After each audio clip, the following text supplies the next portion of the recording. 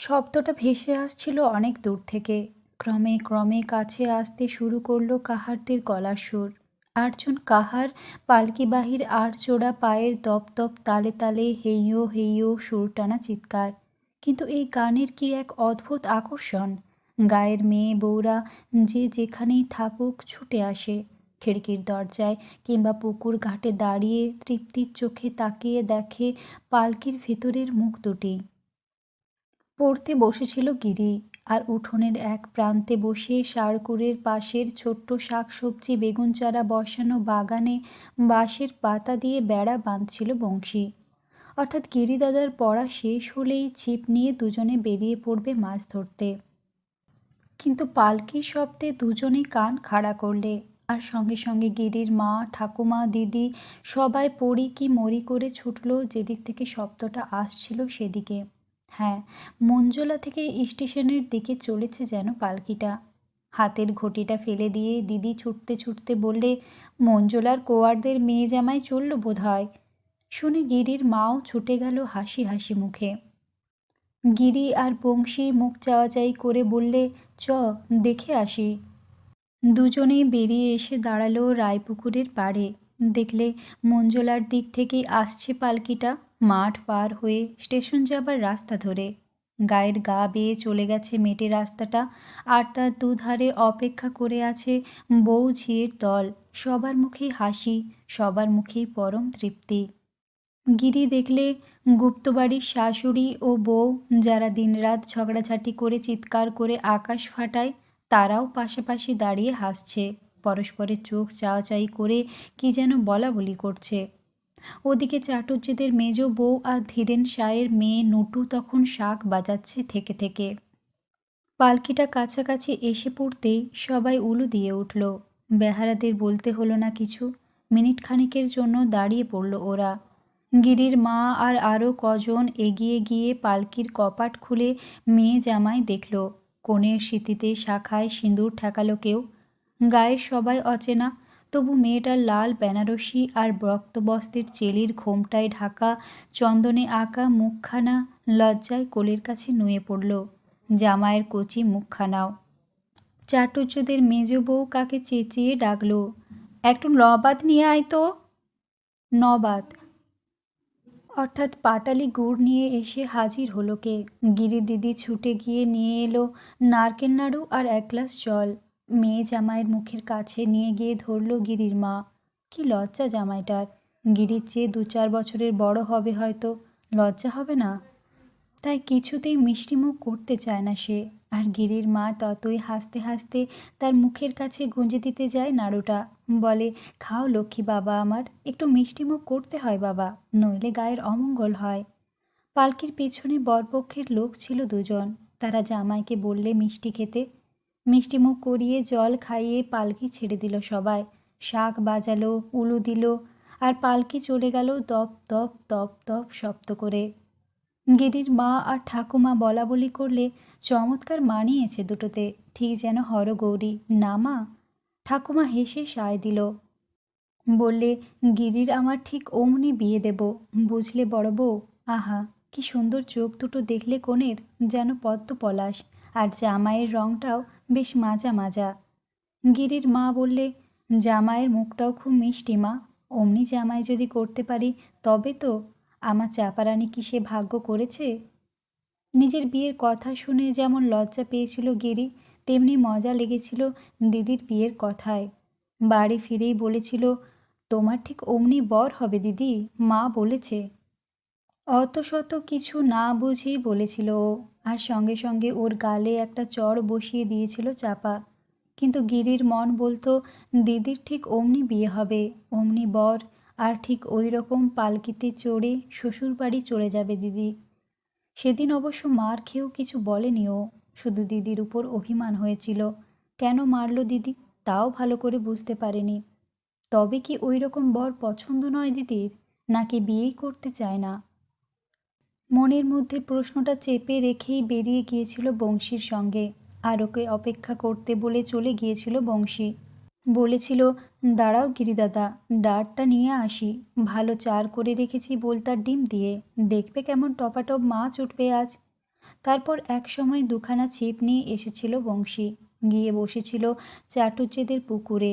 খুব মাছ পুকুরটায় গিরিদাদা, ঘাই দেখে মনে হয় ৫-৭ সের হবে এক একটা। ৫-৭ সের! আনন্দে টকমক করে উঠেছিল গিরি, যেন পুকুরের মাছ ওর হাতের মুঠোয় এসে গেছে। দুপুরের ফুটিপাটা রোদ্দুরে দুজনে দুখানা ছিপ নিয়ে বসে থেকেছে ঘন্টার পর ঘন্টা ফাতনার দিকে চোখ রেখে। চার ছড়িয়ে দিয়ে অপেক্ষা করেছে, কিন্তু ফাতনা নড়েনি। এদিকে মনে মনে স্বপ্ন দেখেছে গিরি, বিরাট একটা রুই মাছ উঠেছে ওর ডারে, যেন বাড়ি নিয়ে গিয়ে মা বাবা দিদি সবাইকে তাজ্জব করে দিয়েছে।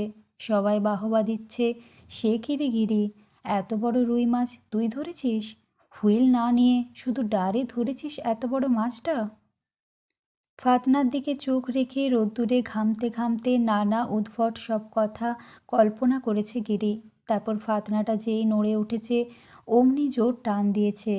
তারপরই হতাশ হয়েছে ও। না, কেঁচোর টোপটা খেয়ে পালিয়েছে মাছটা। আবার বড়শিতে নতুন করে টোপ গেঁথে জলে ফেলেছে। এক সময় মাথায় হাত দিয়ে দেখেছে রোদ্দুরে মাথা পুড়ে যাচ্ছে, তবু নড়েনি। এদিকে বংশী বিরক্ত হয়ে উঠেছে থেকে থেকে। তারপর বলেছে, জায়গা বদলাও গো গিরিদাদা, চাটুজ্যেদের কেউ হয়তো এখানে চার ফেলেছিল আগে।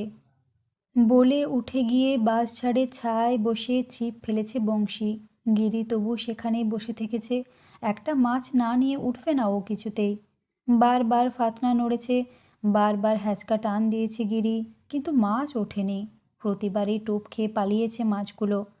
কিন্তু মনে মনে কল্পনা করতে চেষ্টা করেছে গিরি, মাছ নিয়ে গিয়ে দাঁড়িয়েছে ও বাড়িতে মার সামনে, আর সকলেই প্রশংসার চোখে তাকিয়েছে ওর মুখের দিকে। ভাবতে ভাবতে কেমন একটা ঝিমুনির মতো এসেছে গিরির। হঠাৎ একবার চমকে উঠে ঝিমুনিটা কেটে গেছে।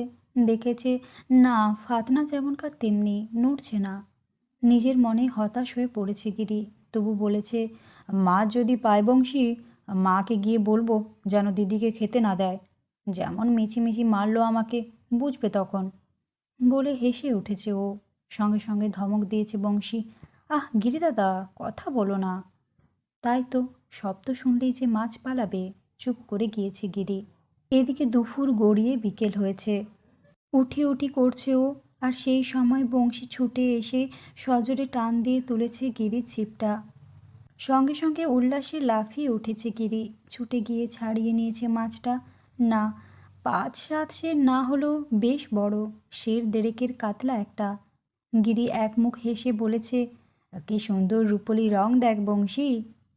বংশী হেসেছে, গেজোগড়ের মাছ তো নেই গো গিরিদাদা, চাটুজ্যেদের পুকুরের মাছ জানবে গায়ে সেরা।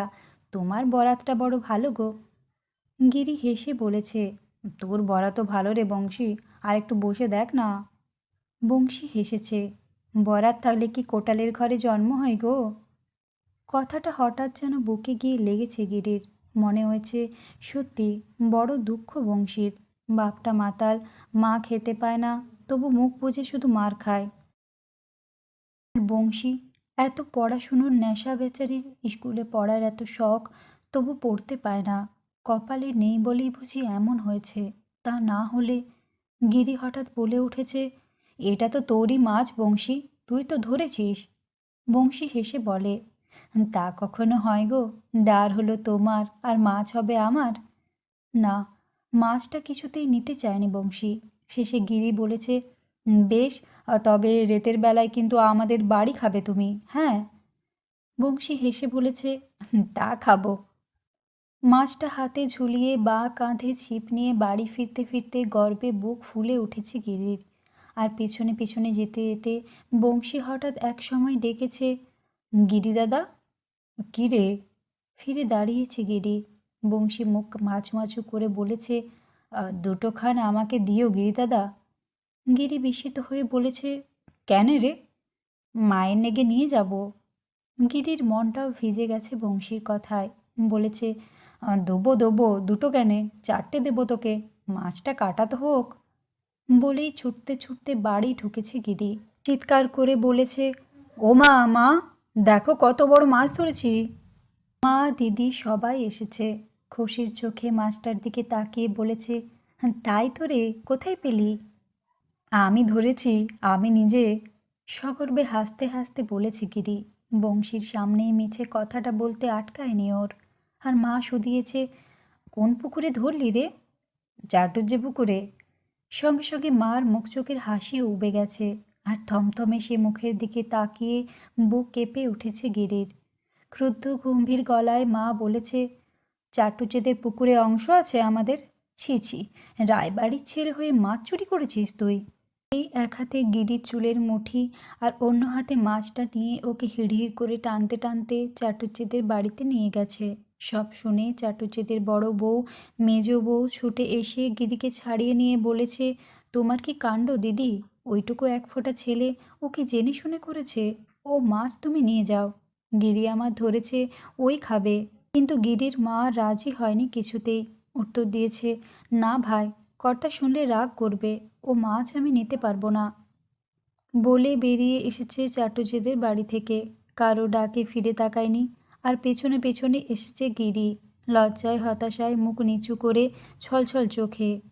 বেরিয়ে এসে দেখেছে দূরে উৎসুক চোখ মেলে তাকিয়ে আছে বংশী। চোখাচোখি হতেই চোখ নামিয়ে নিয়েছে গিরি। সমস্ত বুক ঠেলে কান্না এসেছে ওর। তবু একটা কথাও বলতে পারেনি মাকে। লজ্জায় আর অস্বস্তিতে কদিন মুখ তুলে বংশীর দিকে তাকাতে পারেনি গিরি। কেবল মনে হয়েছে, আহা, বেচারি মাছটা ধরল, কত আশা করে দুটুকরো মাছ চেয়েছিল ওর কাছে, তাও দিতে পারলাম না। মাকে বলতে পারেনি কথাটা, কিন্তু মনের মধ্যে ভীষণ রাগ হয়েছিল গিরির। শুধু রাগ না, অভিমানও। মনে হয়েছে মা ওকে একটুও ভালোবাসে না। ভালোবাসলে ওর মনের কথাটা কি আর বুঝতে পারতো না? ওর দুঃখটা কোথায় টের পেত না? গোসাই দিদিকে ওর তাই খুব ভালো লাগতো। একেবারেই মার মতো নয়। মুখে রাগ নেই, বিরক্তি নেই, কোনো দুশ্চিন্তাও নেই যেন। সদাই হাসি খুশি। মুখের কথাগুলো কি মিষ্টি। মা হেসে বলতো, ঝোলা গুড়ে ডুবিয়ে ডুবিয়ে কথা বলে ওরা। বাবা বলতো, তুমিও একটু শিখে নাও বাপু, চিনির রসে ডুবিয়েই নয় বলো কথাগুলো। গিরির মনে আছে, এ কথা শুনে মা চটে যেত। আর মনে আছে, গায়ের মধ্যে শুধু চাটুজ্জেদের ছোট কাকা চা খেত কাশির চিনি দিয়ে। সাদা চিনি কেউ খেত না। ঘরে ঢুকতো না কোনো বাড়িতে। সবাই ভাবতো হাড়ের গুঁড়ো থাকে সাদা চিনিতে। হাড় দিয়েই নাকি সাদা করে। তাই পুজোর জন্য শুধু হলদে রঙের ধুলোর মতো সেই কাশির চিনি কেনা হতো। বড় বড় দানা সাদা চিনি কেনা হলো প্রথম যেবার গিরির দিদিকে দেখতে এলো বরপক্ষ। খবরটা দিয়েছিল গোসাই দিদি। নাকে কপালে গঙ্গামাটির ফোঁটা তিলকে গোসাই দিদির তেল চিকন গোলগাল ভরাট মুখখানা বড় সুন্দর লাগতো। চোখ দুটো বড় বড়, আর কেমন একটা ঠান্ডা নরম চাউনি সে চোখের। মুখে সবসময় তৃপ্তির হাসি।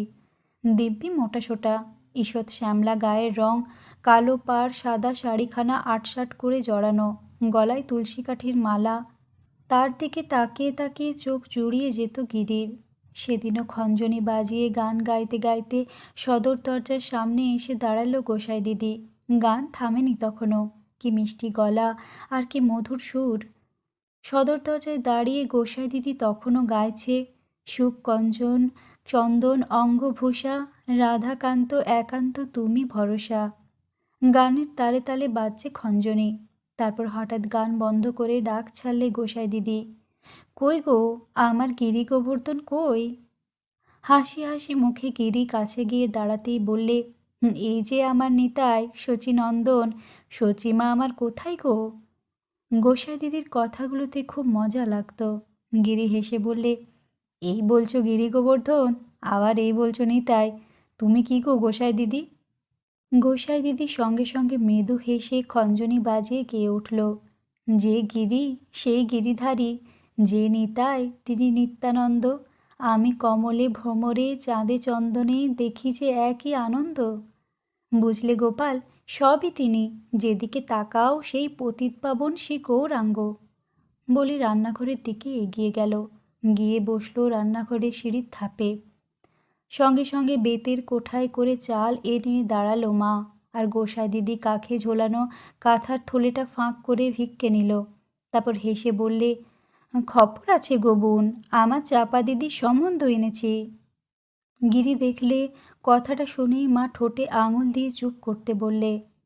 এমন অনেকবার দেখেছে গিরি, বুঝেছে, কিন্তু দিদির বিয়ের কোনো সম্বন্ধ এলে কেন যে মা জেঠিমাকে পাড়ার কাউকে শুনতে দেয় না, কেন যে সব কিছু গোপন করে রেখে তলে তলে বাবাকে চেষ্টা করতে বলে, বুঝতে পারতো না। বংশীকে বলেছিল একদিন সে কথা।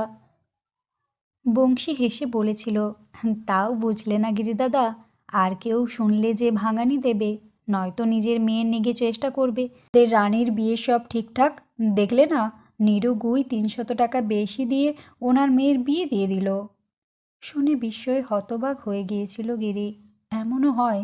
হাটে গিয়ে দেখেছে একজন দর করলে আর কেউ বেশি দর দেয় না, কাপাসকায়ের জমিদার বাবুরাও না, অথচ মেয়ের বিয়ে দিতে গিয়ে কথাটা বংশীকে বলে ফেলে গিরির তাই ভয় হয়েছিল, ও আবার কাউকে বলে ফেলবে না তো। পর মুহূর্তেই নিজের বোকামিতে নিজেই হেসেছে গিরি। কি আর বলবে বংশী, চাপা দিদির বিয়ের চেষ্টা হচ্ছে এই কথা, কার সঙ্গে কোথায় সম্বন্ধ হচ্ছে কিছুই তো বলেনি। আর বলবেই বা কী করে? গিরি নিজেই কি জানে নাকি? গোসাই দিদিকে ঠাকুর বাড়িতে আড়ালে নিয়ে গিয়ে আধ ঘন্টা ধরে মা ফিসফিস করে কি বলা কওয়া করেছে তা কি গিরিই জানে নাকি? কিন্তু দিদির বিয়ের কথা হচ্ছে শুনে খুব ফুর্তি হয়েছিল ওর। তাহলে মা বোধহয় আর রাখবে না, মুখ গোমড়া করবে না, কথায় কথায় বকবে না দিদিকে। মাসখানেক পরেই যে সত্যি সত্যি মেয়ে দেখতে আসবে পাত্রপক্ষের লোক, ভাবতেই পারেনি। জেলেদের খবর দেওয়া ছিল, ভোরবেলাতেই তারা জাল নিয়ে এসে রায়পুকুরে দুটো শোলা নামালো। ছুটির পর জনপুরের স্কুল খুলে গেছে তখন। প্রতিদিন খেয়ে দিয়ে কৌটোয় দুপুরে রুটি তরকারি আর বই খাতায় ভর্তি টিনের বাক্সটা নিয়ে ছোট লাইনে রেল ধরে ধরে স্কুলে যায় গিরি। কিন্তু সেদিন একেবারে স্কুলে যেতে ইচ্ছে করছিল না ওর। মা নিজে এক সময় বলল, আজ তোকে স্কুলে যেতে হবে না গিরি, চাপাকে দেখতে আসবে আজ, তুইও থাকিস, কখন কি দরকার পড়ে। শুনে ফুর্তি আর ধরে না গেরির। ছুটতে ছুটতে চলে গেল রায়পুকুরে মাছ ধরা দেখতে। খুব বড় বড় মাছ ছিল রায়পুকুরে। সব পরিবারেই কোনো না কোনো পুকুরে মাছ রাখা থাকতো। বিয়ে, অন্নপ্রাশন, পৈতের সময় ছাড়া মাছ ধরা হতো না, তাই মাছগুলো বড় হতো খুব, ১০-১৫ সের, ২০ সের। বাবা বলতো রায়পুকুরেও নাকি ৫-৬টা আধমনি মাছ আছে। জেলেদের ডেকে বাবা বললে, একটা ধরলেই হবে, বড় দেখে ধরিস, কিন্তু দেখিস বাবা বেশি দেরি না হয় যেন, ওরা আসার আগেই যেন হয়। জেলেরা বললে, সে আপনি নিশ্চিন্ত থাকেন গো বাবুমশাই। বলে শোলা নিয়ে নেমে পড়ল জলে। অসংখ্য শোলা আড়াআড়ি করে বেঁধে একটা পাটার মতো করে জলে ভাসিয়ে দিত জেলেরা। জলের উপর ভেসে থাকতো সেটা, আর তার উপর এক হাতে জাল, অন্য হাতে লগি নিয়ে সারা পুকুর ঘুরে বেড়াতো তারা জাল ফেলতে ফেলতে। সেদিনও লগি ঠেলে ঠেলে মাছ জলে এগিয়ে গেল জেলেরা। তারপর এক এক জায়গায় লগিটা পাকে গেঁথে সেটায় পিঠ দিয়ে জাল ফেলে জাল টানে, কিন্তু মাছ আর ওঠে না। যাও বা দু একটা ছোট পোনা, ফলুই, নয়তো কালবোস। জাল ঝেড়ে ঝেড়ে সেগুলো আবার জলে ফেলে দেয় তারা। শেষে অনেক বেলায় একটা বড় মাছ ধরা পড়ল। আর গিরি দেখলে বাবা এতক্ষণ পাগলের মতো একবার করে আসছিল আর খোঁজ নিয়ে যাচ্ছিল। মুখে চোখে কি দুশ্চিন্তা! কিন্তু মাছটা ধরা পড়তেই মুখের ভাব যেন সঙ্গে সঙ্গে পাল্টে গেল, যেন দিদির বিয়েটা ঠিক হয়ে গেছে। একটা বড় মাছ ধরার সঙ্গে দিদির বিয়ের কি সম্বন্ধ কিছুতেই বুঝতে পারল না গিরি। এদিকে তখন মোড়লরা এসে দাঁড়িয়েছে। বাবা জিজ্ঞেস করলে, কি গো, ভাগ নেবে নাকি? রায়পুকুরে মোড়লের ৪ আনা অংশ, সেই প্রথম শুনল গিরি। মোড়লরা বললে, ভাগ নিয়ে কি হবে, হিসেবে ধরে রাখো, মেয়ের তত্ত্ব পাঠাবার সময় ধরিয়ে নেব। মাত্র ৩-৪ জন লোক আসবে দিদিকে দেখতে, এত মাছ কি হবে ভেবে পেল না গিরি। তাই মাকে মাছটা কুটতে দেখে প্রশ্ন করলে। মা হেসে বললে, পাকা মাছ না খেতে দিলে কি ভাববে জানিস? ভাববে মাছ নেই আমাদের পুকুরে, এখানে বিয়ে দিলে তত্ত্ব পাবে না ভালো। শুনে বিস্মিত হয়েছিল গিরি। আশ্চর্য, বিয়ের সঙ্গে মাছের কি সম্পর্ক? মেয়ে দেখতে আসে যারা, তাদের কারো মেয়ে পছন্দ হয়, কারো মেয়ে পছন্দ হয় না। সেই প্রথম জানল মেয়ে পছন্দ অপছন্দ আসল নয়, দেনা পাওনা, বংশ, বাড়ির অবস্থা, এগুলোই নাকি আসল। তবু মনে মনে গিরি চেয়েছিল দিদির বিয়েটা যেন হয়ে যায়। কিন্তু বরপক্ষের ৪ লোক যখন বানেশ্বর থেকে এসে পৌঁছলো গায়ে, বাংলা বাড়ির সামনে এসে দাঁড়ালো গরুর গাড়িটা, আর গাড়ি থেকে লোকগুলো নামলো। তখন একটুও ভালো লাগেনি গিরির। শুনেছিল বানেশ্বর গায়ে বরের বাবার নাকি অনেক জমি জমা, 6 আনা জমিদারির অংশ, আরও কত কী। কিন্তু বরের বাপকে দেখে বিরক্ত হয়েছিল ও। মনে মনে বলেছিল বিয়েটা যেন না হয়। এটাই নাকি জমিদার, কালো কুচকুচে রং, মাথার মাঝখানে টাক, একটা গলাবদ্ধ কোটের উপর চাদর জড়িয়ে সে চেহারাটা আরও বেশি দেখাচ্ছিল। হাতে একটা রূপো বাঁধানো ছড়ি নিয়ে নেমেছিল লোকটা, হলদে মোজা আর চকচকে কালো জুতো পায়ে, মচমচ করে বাবার পেছনে পেছনে হেঁটে গিয়ে বাংলা বাড়িতে বসেছিল তারা। বাংলা বাড়িতে একটা গালিচা পাতা ছিল, আর ভট্টাচ বাড়ি থেকে চেয়ে আনা গড়গড়াটা। লোকটা তাকিয়া ঠেস দিয়ে বসে গড়গড়া টানছিল, আর তার সঙ্গের বুড়ো বুড়ো লোকগুলো এমন ভাব দেখাচ্ছিল যেন তারাও এক একজন জমিদার। কিন্তু সবচেয়ে খারাপ লেগেছিল বাবাকে। বরের বাপ আর তার সঙ্গের লোকগুলোর সঙ্গে গিরির বাবা হাতজোড় করে কথা বলছিল, এমনভাবে কথা বলছিল যেন বাবাও তাদের বাড়ির মনীষ। বাবার উপর মনে মনে রেগে গিয়েছিল গিরি। বাবা যখন গাড়ু হাতে জল ঢেলে দিল, আর বরের বাপ মোজা খুলে পা বাড়িয়ে দিল গাড়ুর তলায়। খাওয়ার সময়ও কি তোয়াজটাই না করলো তাদের। জ্যাঠামশাই, বাবা, চাটুজ্জে খুড়ো, মোড়ল মশাই সবাই এসেছিল। সবাই এমন ব্যবহার করলো যেন কলকাতার ছোট লাট এসেছেন। আরও কত রকম যে রান্না হয়েছিল, থালার চারপাশে একরাশ বাটি সাজানো। খাওয়ার পর বাংলা বাড়িতে গিয়ে বসলো ওরা, আর চুপি চুপি দিদির কাছে এসে গিরি বললে, বরের বাপটা লবাব রে দিদি, বরটা দেখিস নিখাত লবাব পুত্তর। দিদি হেসে উঠেই বলেছিল, চুপ, শুনতে পাবে। আর তখনই ভট্টাচার্যদের ছোটো মা এসে হাজির হলো, অট্টামা।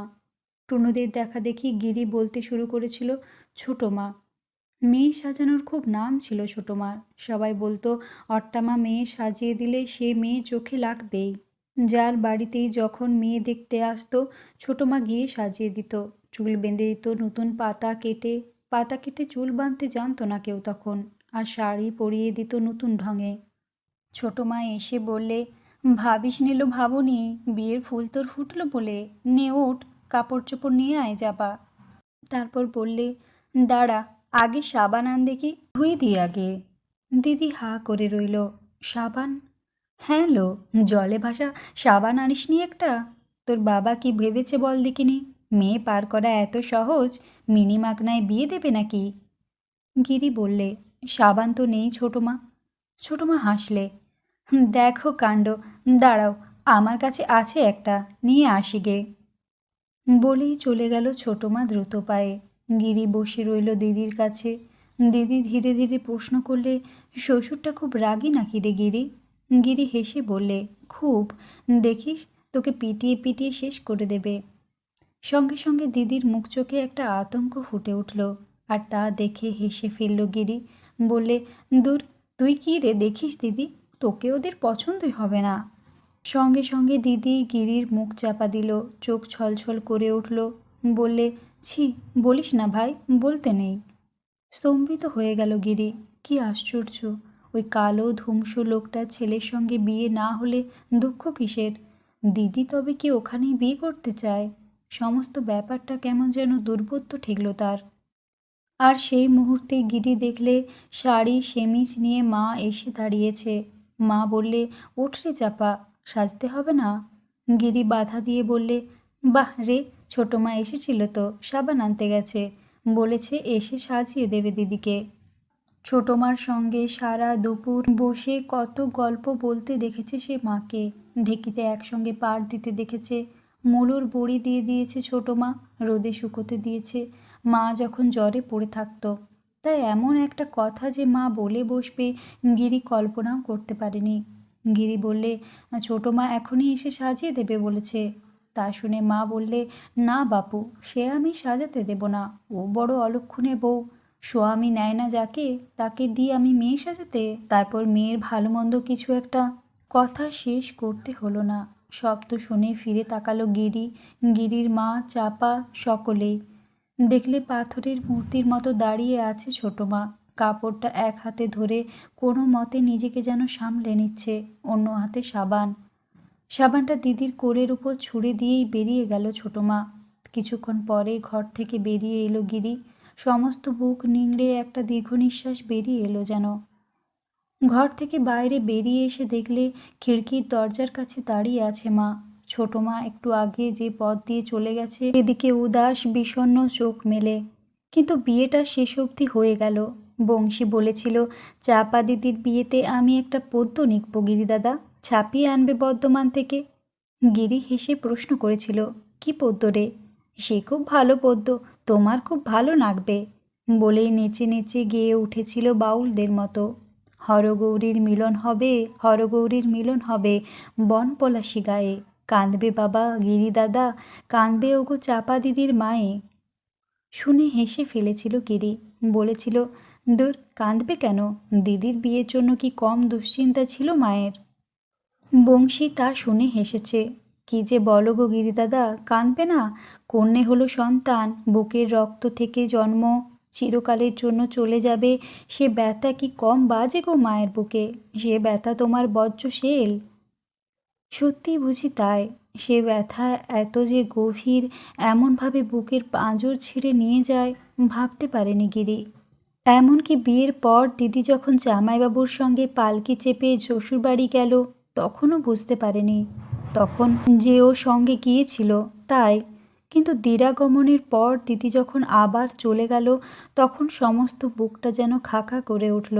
বাড়িতে এত লোকজন, বাবা মা ভাই বোন, তবু মনে হলো যেন নির্জন নিঃশব্দ, সারা বাড়িটা যেন ফাঁকা হয়ে গেছে, মানুষ নেই একজনও।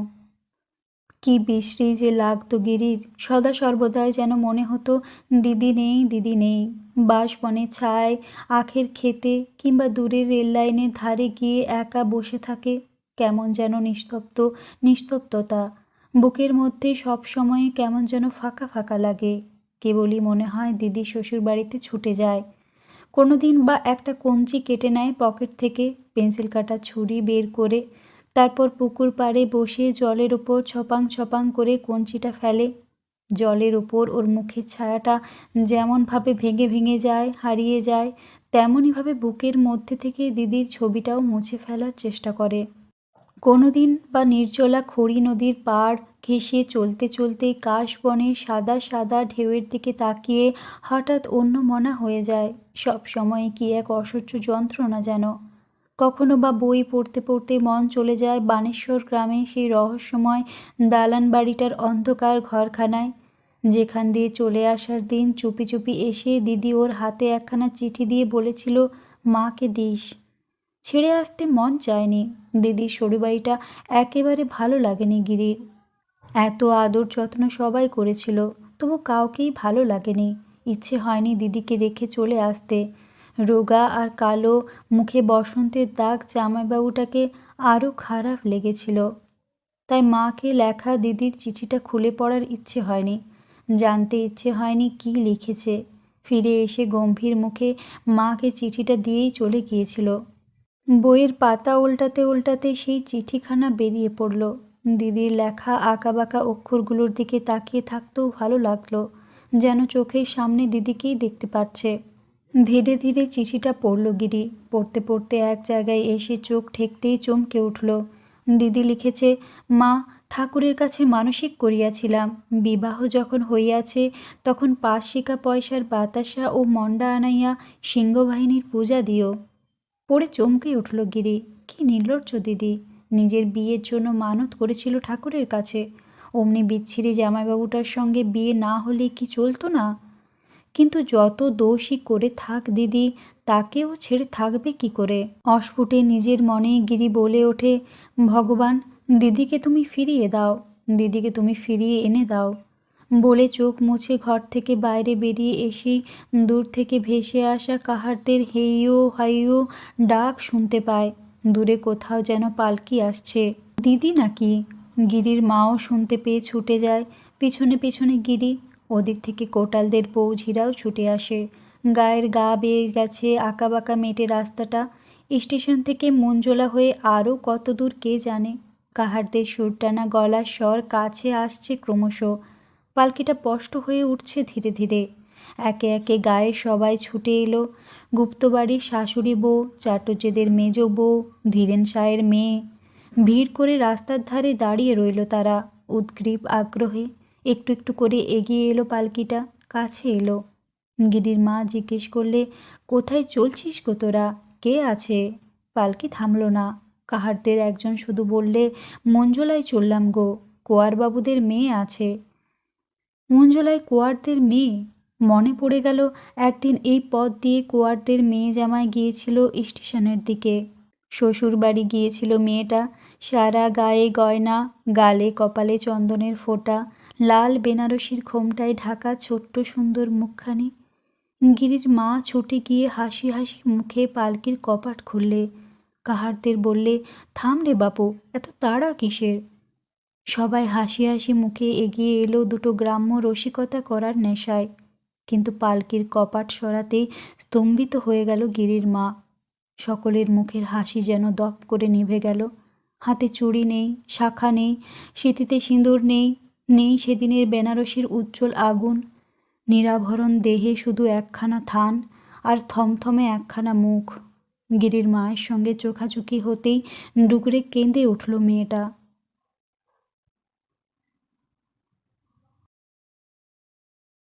বন্ধুরা, গল্প পাঠ ভালো লাগলে আমার চ্যানেলটি সাবস্ক্রাইব করবেন।